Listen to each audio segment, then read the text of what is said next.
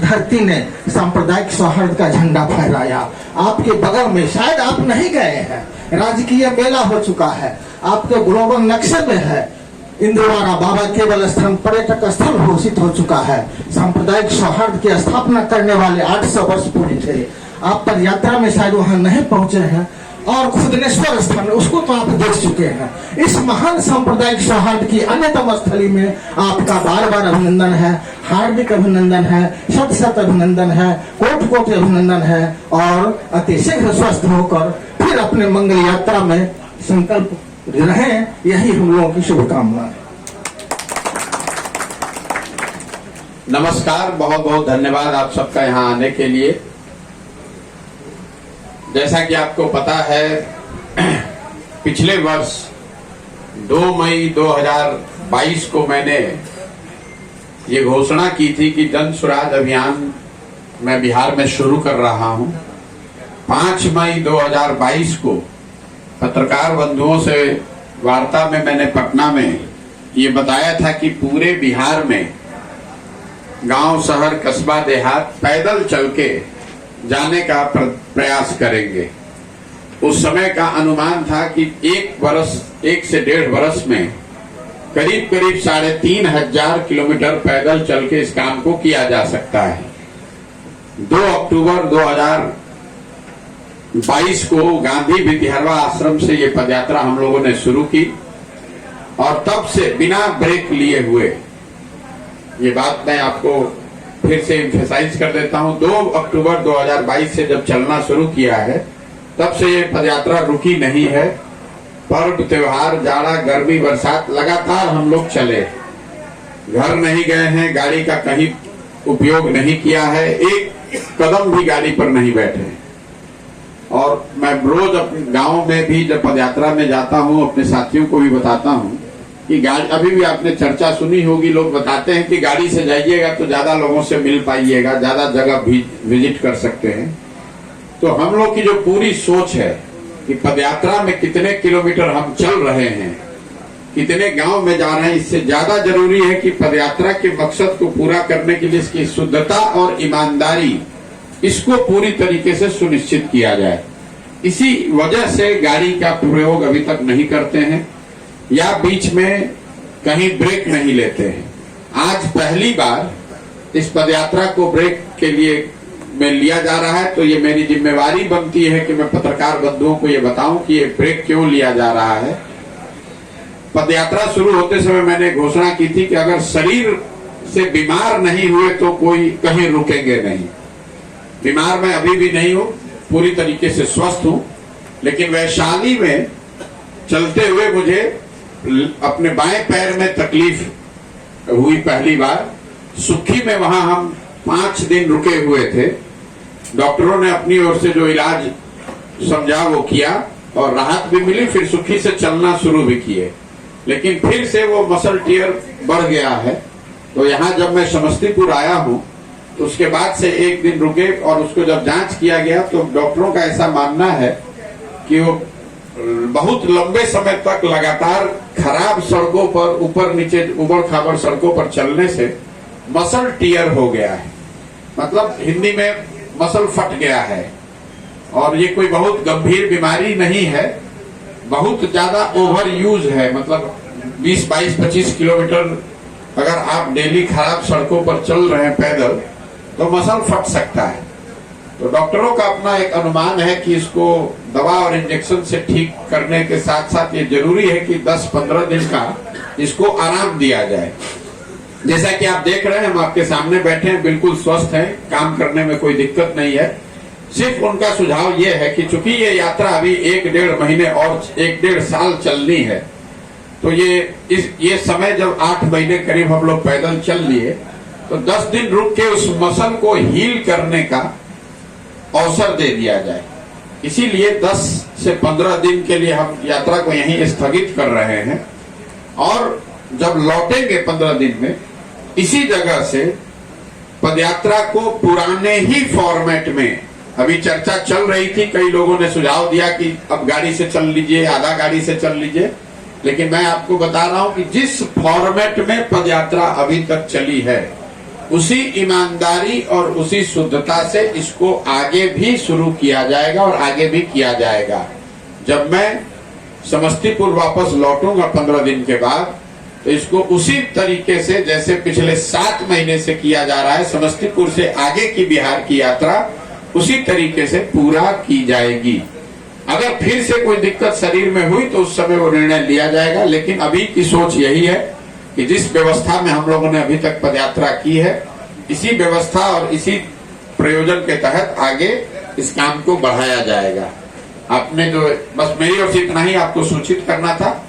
बीमारी कुछ नहीं है, मेरा लेफ्ट पैर जो है, बाएं पैर में मसल फट गया है और डॉक्टर उसकी वजह बता रहे हैं लगातार खराब सड़कों पर 20-22 किलोमीटर डेली चलने से ये मसल टियर हुआ है, जिसको हील होने में 10 से 15 दिन का समय लग सकता है।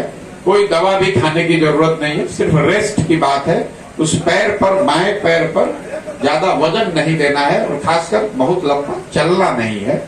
लेकिन उन सबका अनुमान है, पटना में जो डॉक्टर है या बाहर के भी डॉक्टरों से, जिन लोगों से भी हम लोगों ने सलाह लिया है, सबका मानना है कि 10 से 15 दिन में ये रिकवर हो जाएगा। और हो जाएगा तो इसी मैदान, इसी जगह से फिर जून के प्रथम सप्ताह से पदयात्रा को पुराने ही तरीके से फिर शुरू किया जाएगा। उसमें कोई चेंज नहीं होगा और आगे ये पदयात्रा बिना किसी ब्रेक के वैसे ही चलती रहेगी। आपने ठीक कहा। बस एक बात मैं कह के आपसे सवाल लूंगा। पत्रकारों के लिए हमारे पास करने के लिए कुछ नहीं है।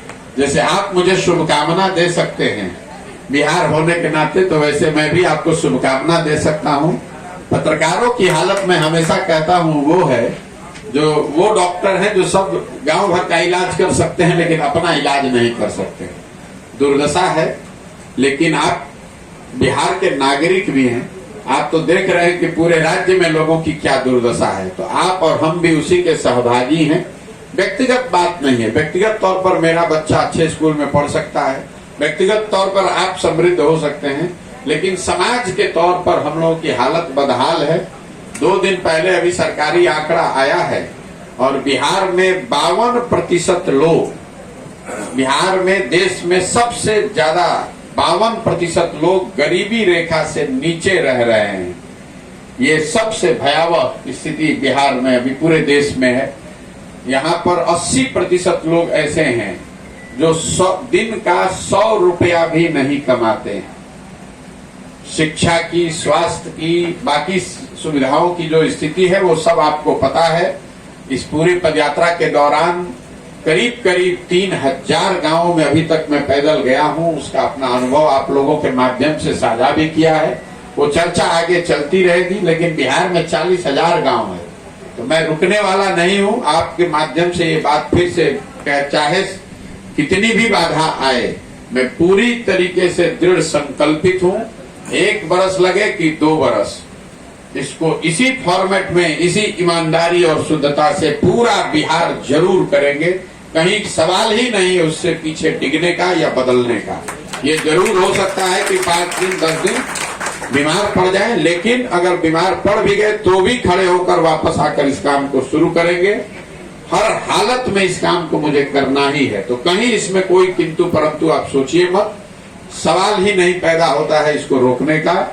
10 दिन के लिए इसको स्थगित किया है, इसको बदला नहीं है, इसको रोका नहीं है, स्थगित किया है। जैसे ही स्वास्थ्य ठीक होगा वैसे ही वापस आकर, जैसे ही मसल टियर रिपेयर हो जाएगा, वापस आकर उसी ईमानदारी और उसी शुद्धता से इसको फिर से पुनः करेंगे।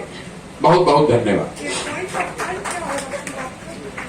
पॉइंट ऑफ टाइम अभी आउटर लिमिट डॉक्टर्स ने जो रखा है उसके हिसाब से 11 जून को हम यहाँ फिर से शुरू कर सकेंगे। और वो इसलिए कि जब हम वापस आएंगे तो 3-4 दिन तक ये पूरी व्यवस्था को फिर बनाने में लगता है। जैसे अगर आप इंजन को ऑफ कर दें तो उसको चालू होने में 3-4 दिन लगता है। तो to be on the safer side 15 दिन का रेस्ट है। लेकिन मैं पूरे काम कर रहा हूँ। हर दिन जो टीम काम कर रही है वो टीम काम करती रहेगी, मैं भी काम कर रहा हूँ। और 1 से 10 तारीख के बीच में मैं यहाँ वापस लौटूंगा। लौटकर 2-3 दिन जितने लोगों से मिलकर पदयात्रा को सुचारू रूप से चालू कराने की जो प्रक्रिया है वो किया जाएगा। हर हालत में अगर स्थिति बहुत नहीं बिगड़ी तो 11 तारीख अतवार है, उस दिन हम लोग के दिमाग में है कि 11 जून से इसको फिर से शुरू करेंगे।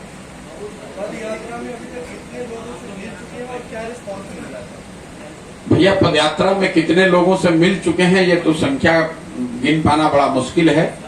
मैंने जैसा आपको बताया करीब 3-1 हजार गांव में पैदल चल के गए हैं हम लोग, और एक दिन में 8 से 10 गांव में जाते हैं। अभी तक का जो अनुभव रहा है वो तो जब मैं जिस दिन आया था मैंने बहुत विस्तृत तौर पर सारे पत्रकार बंधुओं से आपसे चर्चा की है, और फिर जब हम वापस आएंगे तो प्रखंड वाइज मिलकर वो बताते ही हैं। मुझे लगता है कि आज की प्रेस वार्ता इस चीज के लिए नहीं है कि अभी तक का अनुभव क्या है। कोई आपके जनरल सवाल है तो? एक सवाल इधर से पूछना चाहता हूँ। मैं न्यूज 18 में काम करता हूँ, और जब आपने यात्रा शुरू की थी भितिहरवा से, उसके पहले मैंने आपका डिटेल इंटरव्यू भी किया था। 2500 किलोमीटर चलने के बाद बिहार के 2-3 मुख्य मुद्दे क्या है जिसको आप हाईलाइट करना चाहते हैं? तभी भी मैंने ये सवाल पूछा था, उसमें ग्राउंड सिचुएशन में कितना बदलाव आया है? देखिए तो चलती रहेगी, लेकिन मुख्य मुद्दे क्या? मुख्य मुद्दे में हर जगह ये अपनी बात बताता हूँ। बिहार में अभी 2500 से ज्यादा गांव में जाने के बाद, 8 महीने गांव में रहने के बाद, मेरे हिसाब से बिहार की सबसे बड़ी लोगों की नजर में समस्या है वो बेरोजगारी और पलायन है। बेरोजगारी और पलायन बिहार की बड़ी समस्या है। ये बताने के लिए आपको पदयात्रा करने की जरूरत नहीं है, लेकिन पदयात्रा करने से जो अनुभव मुझे मिला कि ये हम लोग समझते हैं कि बेरोजगारी सिर्फ गरीबों के लिए समस्या है, ऐसी बात नहीं है। बिहार में जो रिलेटिव बेसिस पे समृद्ध परिवार हैं, मध्यम वर्गीय परिवार हैं, पढ़े लिखे लोग हैं, बड़े किसान हैं, उनको भी अपने बच्चों के रोजगार के लिए उतनी ही परेशानी है जितने गरीब व्यक्ति को है। यही हाल कमोवेश पलायन की है। कई बार हम लोगों को ऐसा लगता है कि पलायन जो है ये गरीब और मजदूरों की समस्या, ऐसी बात नहीं है। जब गांव में मैं गया हूं 2500 गांव में, तो मैंने ये इसकी विकरालता का अनुभव किया है। इसके सामाजिक पहलुओं को हम लोगों ने देखा है। शायद ही कोई ऐसा घर है किसी गांव में जहां पर माता पिता, पति पत्नी, बाल बच्चे एक साथ रहते हैं, चाहे आप गरीब हो या अमीर। पलायन यहाँ बिहार के हर परिवार की सच्चाई है। अगर आप गरीब हैं तो आपके बच्चे 18 साल 20 साल की उम्र में मजदूरी करने चले गए। अगर आप मध्यम वर्गीय परिवार के हैं, समृद्ध परिवार के हैं, तो भी 18-20 साल का जो बच्चा है या तो उससे पहले ही हॉस्टल में चला गया पढ़ने, या आगे की पढ़ाई के लिए उसको बिहार छोड़कर जाना है, नौकरी करने उसको बाहर जाना है। आपके घर में जो वृद्ध है उसको चिकित्सा के लिए बाहर जाना है। कोई ऐसा परिवार, रेयर ही कोई मिलता है गांव में, जो परिकल्पना है परिवार की वो कहीं न कहीं बिहार से खत्म हो गई है। हम 7 महीने से पैदल चल रहे हैं, तो लोग बता रहे हैं कि ये कितना बड़ा सेक्रीफाइस है कि अपने बाल बच्चों को छोड़कर ये पैदल चल रहे हैं, गांव में रह रहे हैं। लेकिन मैं रोज ये बताता हूं कि बिहार के ज्यादातर परिवारों की ये सच्चाई है कि वो अपने बाल बच्चों के साथ रहने का सुख आपको नहीं है, चाहे आप गरीब हो या अमीर। जो अच्छे परिवार है, समृद्ध परिवार हैं, उनके भी बाल बच्चे उनके साथ नहीं रह रहे हैं, क्योंकि यहाँ पढ़ने की, रोजगार की कोई व्यवस्था नहीं है। जो गरीब परिवार हैं उनके तो जीवन की नियति बन गई है कि साल में 10 दिन 15 दिन ही अपने घर के जवान जो लड़का है, बच्चा है, सवांग है, मर्द है, उस आके रहता है।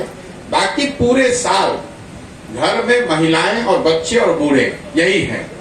जो लड़का भी यहाँ जवान हो गया, 18 साल 20 साल का हो गया, उसको अपना घर, अपना परिवार, अपनी मिट्टी छोड़कर जाना है, और तब तक बाहर रहना है जब तक उसका शरीर जवान है, साथ दे रहा है। जब वो आदमी थकता है, 50-55 की उम्र में वापस आता है, बाहर मजदूरी करना, नौकरी करना बंद करता है, तो उसके घर में जो जवान लड़का है वो वापस जाता है।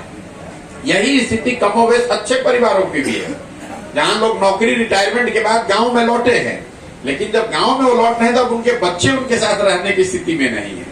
तो मुझे लगता है कि बेरोजगारी और पलायन, इसकी विकरालता और इसका समाज पर जो असर है वो इतना गहरा असर है कि कहीं न कहीं जीवन की लोगों ने इसकी सच्चाई मान ली है। अपने हस्बैंड के साथ रहना ये सोच ही नहीं है लोगों को मालूम है कि मेरा जो हस्बैंड है वो बाहर ही रहेगा। इसके बाद जो दूसरी सबसे बड़ी समस्या दिखी वो किसानों की समस्या है।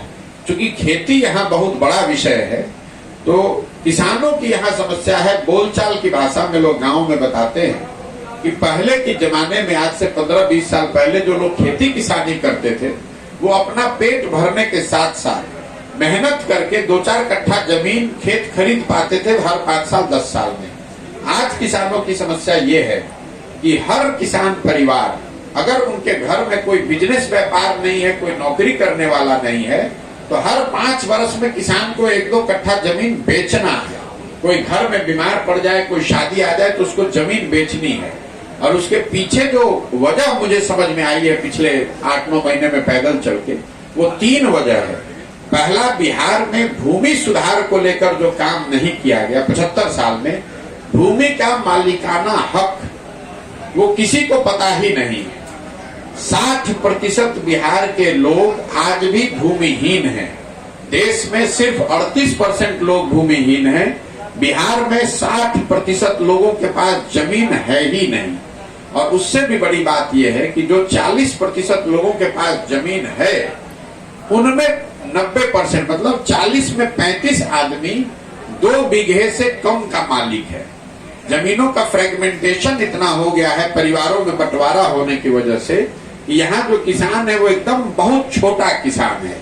तो खेती किसानी करने का जो यहाँ काम है वो कमाने का प्रयोजन नहीं है, वो खाने का प्रयोजन है। किसान वही उपजा पा रहा है जिससे उसका और उसके बाल बच्चों का पेट भर जाए। वो किसानी करके आमदनी का प्रयोजन नहीं है। सरकारी आंकड़े जो बता रहे हैं कि बिहार में 4 से 5% किसान ही आमदनी कर रहे हैं, बाकी लोग खेती करके अपना और अपने बाल बच्चों का पेट भर रहे हैं या फिर वो खेत में मजदूर हैं।